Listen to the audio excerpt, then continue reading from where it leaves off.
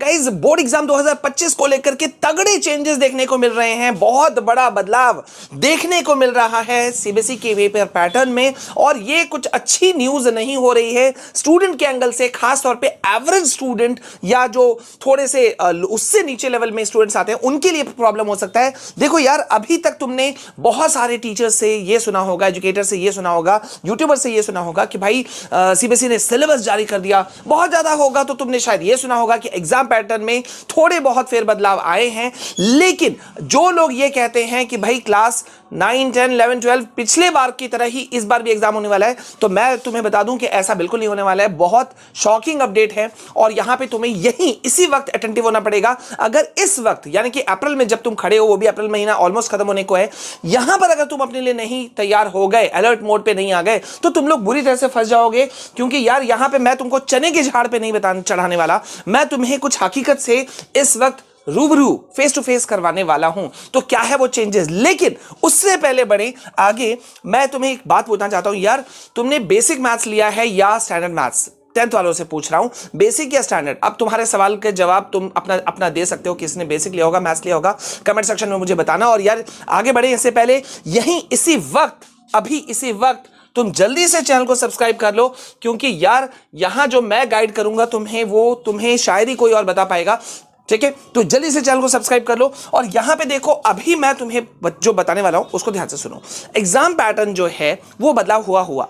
Basic maths, standard maths तुमने क्या रखा है? अब तुम सोच रहे होगे सर आपने ये क्यों बोला? तो मैंने ये इसलिए बोला बच्चा पार्टी, क्योंकि यहां पे एक बड़ा बदलाव देखने को सामने निकल करके आ गया है कि जिस तरह से मैथ्स में अभी तक तुमने देखा होगा कि भाई वहां पे बदलाव देखने को आ जाता है कि भाई दो सिलेबस तैयार किए जाते हैं, बेसिक मैथ्स का अलग से, स्टैंडर्ड मैथ्स का अलग से। अब सीबीएसई बोर्ड एग्जाम 2025 का सबसे बड़ा बदलाव जो करने वाली है वो है कि मैथ्स की तरह ही जो लैंग्वेज सब्जेक्ट्स हैं, लैंग्वेज सब्जेक्ट्स जैसे कि तुम्हारा इंग्लिश हो गया, हिंदी हो गया, पंजाबी हो गया, जो भी, उन सभी में इसी तरह के सिस्टम को चेंज करने की बात फाइनली एक अच्छे खासे लेवल पे पहुंच चुकी है।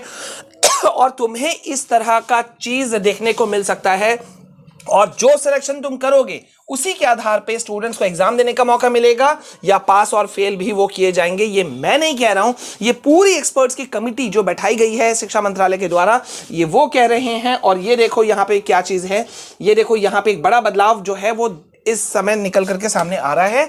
भाषा का सिलेबस के ऊपर में लैंग्वेज सब्जेक्ट्स जो हैं, जैसे कि हिंदी हो गया, अंग्रेजी हो गया, तमिल हो गया, पंजाबी हो गया, ठीक है, तो यहां पे ये एक बड़ा बदलाव देखने को मिल सकता है। लेकिन मैं सिर्फ अभी इसी के बारे में बात करने के लिए बिल्कुल भी नहीं आया हूं। मैं बात कर रहा हूं यहां पर कि यहां अभी तुम देख रहे होगे कि मैंने अभी तुमको यहां दिखाया कि भाई क्लास 9, 10 और 11, 12। अब 9, 10 और 11, 12 वाले जब बच्चे यहां बात करते हैं ना, थोड़ा इसको जूम कर लेते हैं, ठीक है।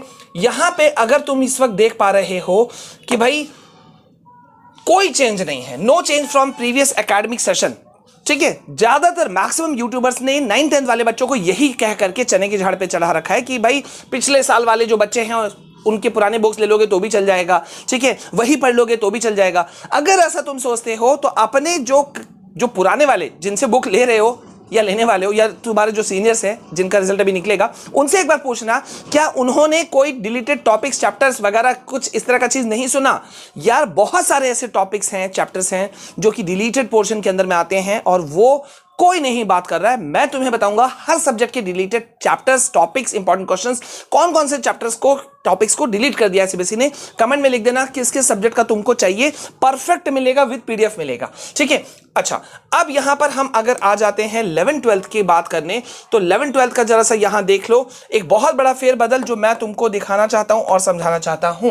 अब यहां देखो, कॉम्पिटेंसी फोकस्ड क्वेश्चन की संख्या जो है, बार बार मैं कह रहा हूं 40% था, कितना था, 40% था, और ये 10% इंक्रीज हो गया है और ये हो गया है 50%। अब 50% यानी कि मैं कहूंगा 10% जो क्वेश्चन यहां पे बढ़ गया ना, हाँ वेटेज जो बढ़ गया, ये 10% तुम्हारा कहीं ना कहीं घाटा हो गया। अब तुम बोलोगे सर घाटा कैसे हो गया?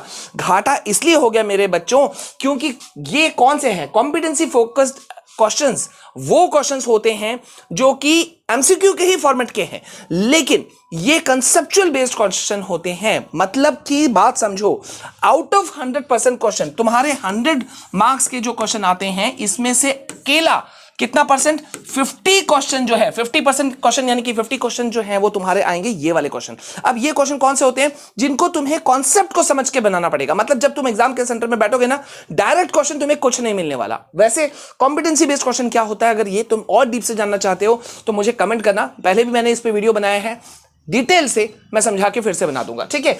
अब यहां आते हैं सेलेक्ट रिस्पॉन्स टाइप क्वेश्चन। ये 20% है और इसको एज इट इज सीबीएसई ने रखा 20% ही, ठीक है।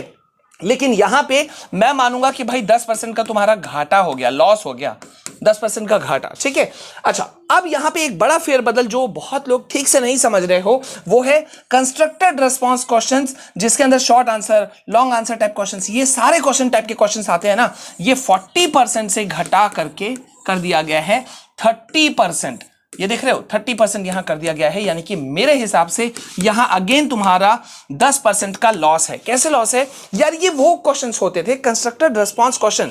कंस्ट्रक्टेड रिस्पांस क्वेश्चन मतलब short answer type, long answer type, मतलब जिनको तुम्हें पता होता था यार ये क्वेश्चन नहीं तो ये क्वेश्चन तो आ ही जाएगा, हाँ, मतलब जो रिपीटेड के श्रेणी में आते थे। लेकिन अब क्या हो गया है? अब ऐसा नहीं हो रहा है, अब इसमें भी 10% का लेवल को घटा दिया गया है। और मैं तुम्हें लिख के बता देता हूं, न्यू एजुकेशन पॉलिसी जो लागू हो चुकी है ना, अगले साल तुम देखना यही 30%, अगर तुम्हें 20% नजर नहीं आया तो तुम मुझे बोलना।